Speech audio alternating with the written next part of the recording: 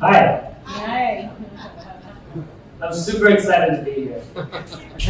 I've done a lot of work on user engagement and retention, but I've never talked about it.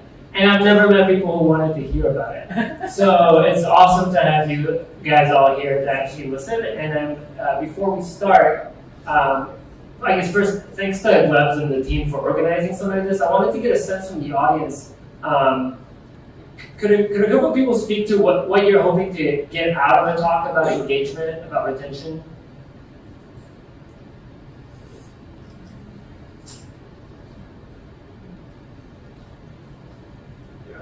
Yep. Maybe an app or a tool that are used to help find engagement. Cool. Yep, app or tools for user engagement. I want to understand how the user engages in the journey and how I can streamline it. Yeah. The user's journey. One more. I want to make my users more valuable so I can spend more money and marketing. It's great. User acquisition costs. Great. Cool. So I'm going to take my blazer off and then we can get started. All right.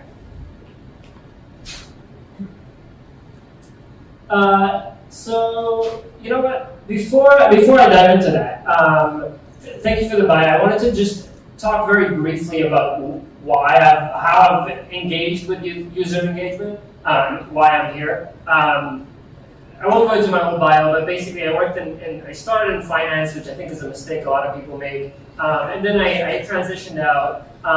But what it taught me was just the importance of data analytics and visualization. Specifically visualization. I think there's a big gap between the qualitative and quantitative world. And I think data visualization, I learned, was a really useful way to bridge that gap. So as we talk through these slides, I encourage you guys to think about what is the data that I can get from my product, for my customer, and how can I visualize it in a way that gets everybody on the team aligned behind it. So I started in finance. I worked at Uber from 2016 to 2018, where I worked on competitive strategy and driver spend, and a good chunk of my time was spent on figuring out how do we re-engage our drivers, not our riders. I think a lot of people think about Uber's customers being riders. In fact, it's a platform, so there are two customers, it's drivers and riders. And what we found actually is that drivers were much harder to retain and engage and resurrect from once they have left than riders are. So it was a really tricky problem that we kind of threw a bunch of stuff at, and some of the things worked and some didn't, so we'll talk about that. And then finally, I moved about a little more than a year ago to Lime, which is the electric bike and electric scooter dockless company. I have some of my colleagues here who came out in support. Thank you guys. And I think there it's a similar-ish problem. It's a one-sided marketplace like Uber, but you have the challenge that I think all of you face, whether you work on product or marketing or comms or brand, of how do I get the main people I care about, which are the users, to continue using my product, and once they leave, how do I bring them back and prove that there's real value here? So I wanted to quickly talk about something that I think many of you would have seen several times, but this is kind of the customer journey. There was a question about what a customer journey looks like, and this is a simplified one. When I Googled this, there were so many complex and fancy looking, like Harvard Business School charts. Ignore the stuff at the top. All we care about for the purpose of this talk are the new customers, existing customers, and lapsed, also called churn. These definitions will change based on your business model, based on your product, based on how your users engage with what you're offering. But fundamentally, it applies to every single business in the world. And the reason existing matters a lot is because most businesses today are focused, and I think really in history, have been focused on figuring out how to get customers to return, maybe except like hospitals. But I think I guess they're not for profit in many countries, but most businesses are in the business of getting customers to come back, not just acquiring new ones, right? So in this presentation, we'll talk mostly about kind of what's happening in this area, but also how is it that we lose customers we just got? What do we do to disappoint them? Or maybe not prove enough value to them? So there are a ton of buzzwords that get used in customer acquisition, or rather customer engagement. Cohorts, I think everybody, or most people probably know what cohorts means, but I would define it as really just a group of people that share some sort of characteristic, whether it's when they started using your product, their age range, their gender, their user habits, and so on. Retention, how well are you able to retain your customers, and usually you retain customers through a very broad term, which is engagement. We'll talk about what that means really, but it's basically how do you communicate, whether directly through comms, emails, whatever, or what message are you sending to your customer. And the goal of all of that is to reduce what's colloquially known as churn, which is really lost customers. Any questions so far? Great. There are so many stats to show how valuable existing users are and how much more valuable they are than acquiring new users. It's kind of confusing. Like there are 9 million different ways of measuring how much existing customers are more valuable. Some of the ones that are highlighted here is it's much cheaper to sell to repeat customers than new ones, and repeat customers generate you much more money. Reducing your churn, i.e. the number of people that kind of fall off from using your product or coming back to your product, increases your valuation at 12% in 5 years. It sounds like a lot. And then the last one, it's 5 to 25%, or 25 times more expensive to acquire a new customer than to retain an existing one. I will say, many growth companies' startup focus is on retaining new customers, and I think the reason for that is it seems kind of easy. There are so many tools to retain new customers, and maintaining the happiness and longevity of your existing ones is harder. You don't just run another Facebook ad campaign, right? There are way fewer tools to do this, and so you have to be much smarter about how you do it. But they're super valuable. That's why we're having this talk, right? So, where do you start? I want you guys to think about your own product, to think about, the service that you're offering to your customers.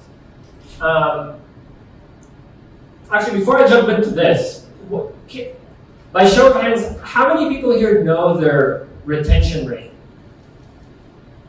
Couple. How many people have looked at a cohort analysis? Cool, great. A few people, but I think this is perhaps one of the most important aspects of getting retention right. It's learning what's actually going on, and you start by looking at the data. So I'm going to dive into the nitty-gritty in a couple of slides, but as we go through this, I encourage you to think about, for your own product, who is it that's leaving? Who is stopping to use your product? When are they stopping, right? What part of the life cycle? Did they just join and drop off because they didn't see the value right away? Were they a lifelong user who loved the product, but something happened to turn them off? When is it that they left? And then finally, why are they leaving? And again, if you have multiple cohorts, different groups of people who are leaving that share characteristics, try to figure out specifically for that group, what is it that's causing that? And let's go into a little more specifics here. So I can't stress this enough. You start with the data. So the fact that, actually, take a step back. I think it's useful to define exactly what churn means, right? Everybody says, what's your churn? How are you looking at your churn? What's your user retention? Investors love that question. But really, it's pretty simple. You look at the number of users that you have at the beginning of the month, or whatever time period you choose to look at. You look at the number of users you have at the end of the month. And that gives you, in theory, how many users you've lost. But you've also added users, right? during that month, assuming you have some sort of growth strategy. And so you have to subtract the new users you've added from that total change. And so that will give you how many existing users have you lost. And then and if you divide that by your total users at the beginning of the period, you get your retention. The inverse of that is churn. We don't have to go back into a ton of detail here. I encourage you to read up on it. But it's really important to get at least a rough sense for how many users are you losing every period. How many do we have time? This is 25 minutes. You'll stop me. Great. But there's another way to do it. The traditional way to measure churn just gives you one number, 8%.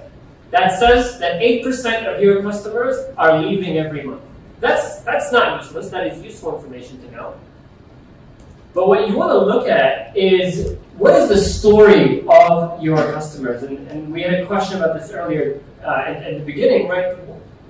What can we learn about the narrative of people who are leaving? And so what's really useful to look at is how, over time, how well are you able to keep your users? And for the same user group, how many of them are staying? So I'll show you a chart for what I mean. This is a cohort analysis chart. It's a very traditional chart used in cohort engagement. And I think it can look a little intimidating, but it's not. So on the y-axis is month. On the x-axis is how many months after sign-up did a percent of the cohort remain, right? So basically, if you start with 100 users in January, 8 months in, only 18% of them remain. And you can look at it another way too, which is over time, how many. So as you improve your efforts to engage your customers, over time, how well are you able to keep them a month in to trying your product? Or how well are you able to bring them back if you're selling a product? How well are you able to bring them back a month in? But I actually don't think this visualization is very helpful. It's a very common one. Again, investors love this. It's really useful to look at for some specific things. But there's a much better way of looking at it, I think, which is this guy right here.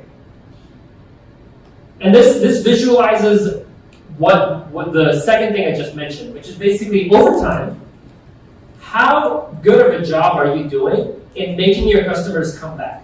So again, the 8% figure, the 5% figure, whatever your churn rate isn't actually telling you a real story. What you want to know is, over time, how sticky are your customers? How frequently are they able to come back as you go through your customer engagement efforts? And then I think the last thing about kind of learning about what's going on within your own company is speaking to your users. I think, and especially in very data-heavy organizations, you don't get to speak to your users as much. You look at the numbers. The numbers don't tell the full story. The truth is that about 75% of your insights will come from 5 people you speak to. This is a heuristic. I don't know what exactly the science is, but it's a rough sense that basically if you speak to 5 people, you get a lot of insight about really what's going on, who's leading. Cool. Tactics. So I think this is what a lot of people are curious about, right? Like, okay, but how do I actually get them to stay? The people who leave, how do I get them to come back?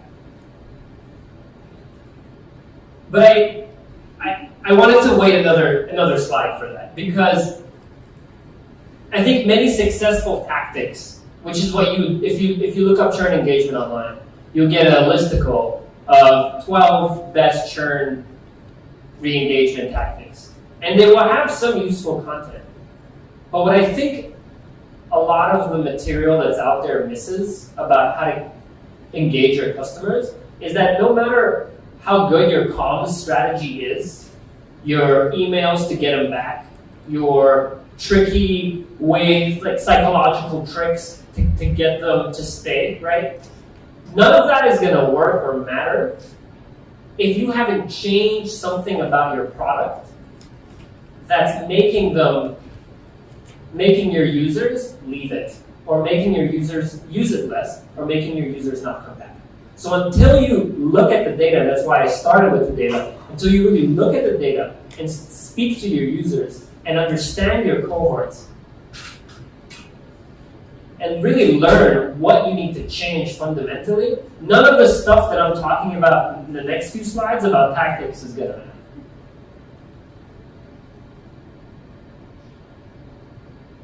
Cool. So, so here's some important stuff to kind of set the stage. So,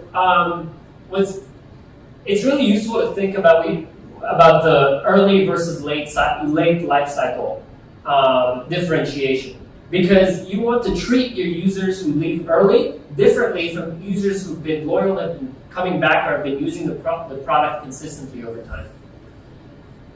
So, what happens often early, for users who leave early, I should say, is they don't get a chance to understand the full value you're offering.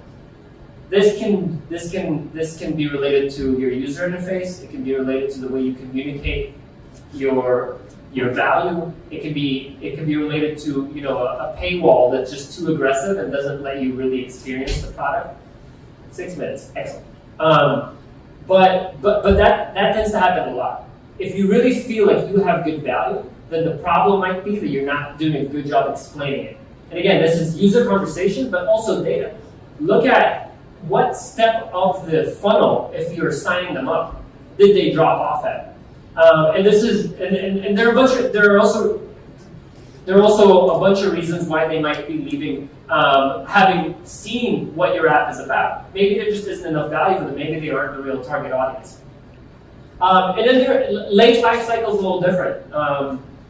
Often, people who leave late in the life cycle either leave after you've changed your product in some fundamental way and they no longer get value out of it, or if you haven't, something changed in their life or in the way they need to use your product or your offering, so that what you're offering isn't really relevant to them anymore. And if you're seeing this as a major issue, that's where the pivot comes in. When you're seeing your churn not tapering off, that's when you need to understand that something fundamentally changed about how users interact with your app. Something I should mention that I didn't mention in the user cohort slide is you want to make sure that your churn plateaus. This is really important. You want to make sure that your churn plateaus. What does that mean? It means that if you just set it on autopilot, you don't lose all your users. That there is always going to be some percent of users you acquire who, if you don't acquire new customers, will continue coming back to use your product. If your churn plateaus, if your churn does not plateau, it means you continue losing your customers month over month, and it means that if you don't continue investing in user growth, you are not running a sustainable business. I wanted to bring this example from Uber in terms of treating these two life cycles differently. This is the Uber driver app. Over time, the driver app got really, really clunky as a bunch of new features were added. Your earnings for the day, your earnings for your last trip, these city quests, which are basically incentives, and then you couldn't even see the map, which itself was so busy. You didn't really know what was going on. So what we were seeing is that a lot of new drivers were churning because they were intimidated by what's going on here. Older drivers, however, were kind of used to it because the features were added on incrementally. And so they kind of knew what was where. But the UX for a new user was quite clunky. And so Uber cleaned it up for everybody. And it was a drastically better user experience, but it was really targeted at engaging new users. So when you think about your user engagement, again, think about how the experience is different from somebody who knows your app or your product forwards and backwards versus people who don't.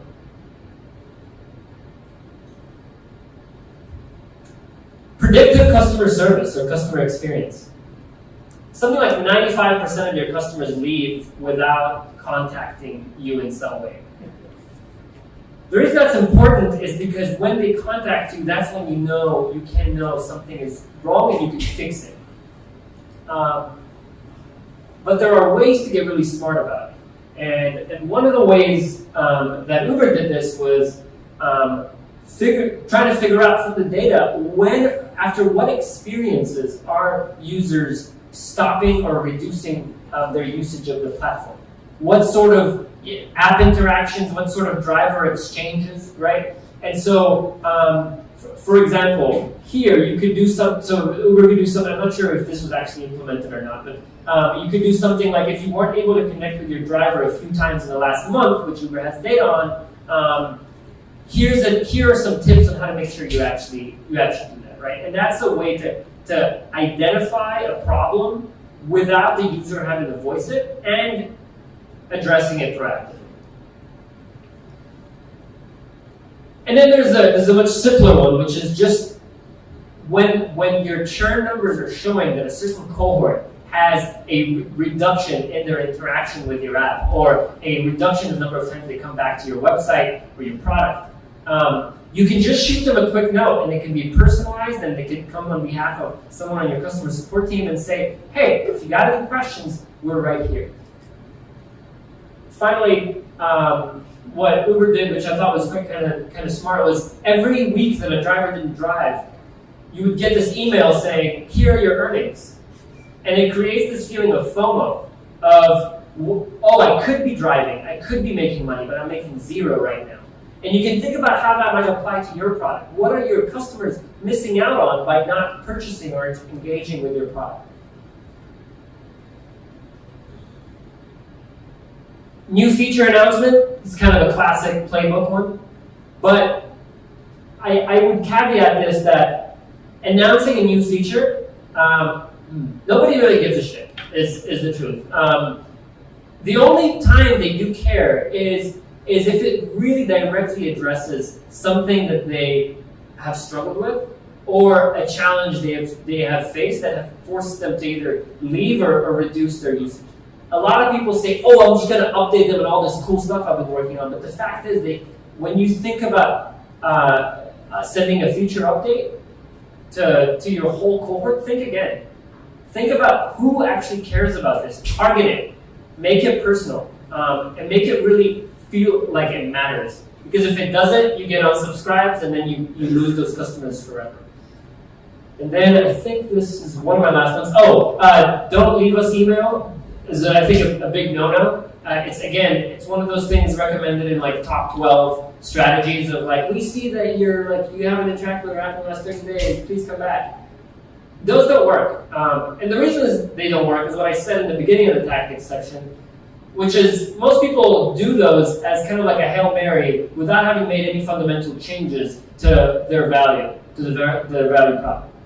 And so I would avoid doing this because it feels quite desperate. This is one of my favorite GIFs, which is how apparently it's pronounced.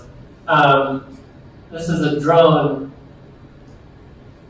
that's for the Portuguese Navy, I think. So I think the point here is that lost user resurrection is really hard. Once you lose a person, it's really, really hard to get them back. And I don't know that there's a direct correlation to the GIF, but I thought it was pretty funny. But we did this a lot at Uber. We tried every possible way to resurrect, like bring back users that have left the platform.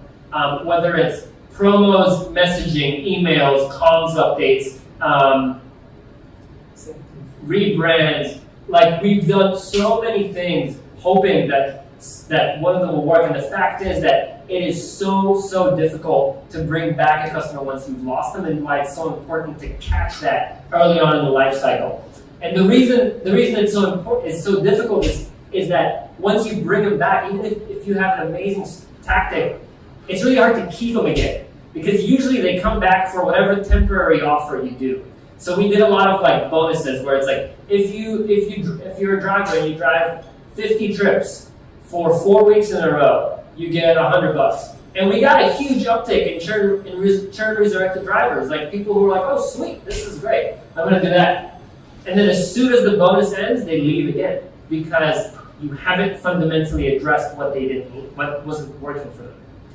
A counterexample is when, and this goes to the previous slide on new feature adds, is tipping. Uber added tipping after like 7 years, and many unhappy people asked for it. And what we knew is that CSAT, our customer satisfaction, is directly correlated to their earnings. And so we knew that adding tipping is an incredible way to do something that matters for drivers. And so that's a product update that you can actually send because drivers care about that. That's something that would make a driver reconsider. And think about that for your own product. What is a fundamental change? What drives your customer satisfaction? And how can you increase it? And then you can make an announcement, you can think about your comm strategy and so on.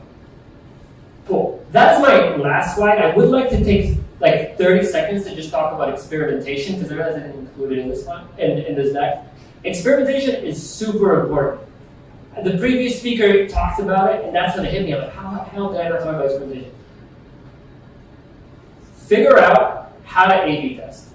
If you're a data geek, you already know how to do this. If you're not, I strongly encourage you to figure out how to A/B test and run small little tests on small churn cohorts to understand what is actually working and what is actually not, and then scale that. The problem is there are so many different tactics that may or may not work, and I strongly encourage you to think about how do I experiment, do these little case studies that I can then blow up across my whole platform and to all of my churn users and bring them back, and also keep my existing ones engaged. And that will, I think, bring you much more value than any sort of tactics or specific like comm strategies you could find. So, yeah. Awesome. Thanks, Gil.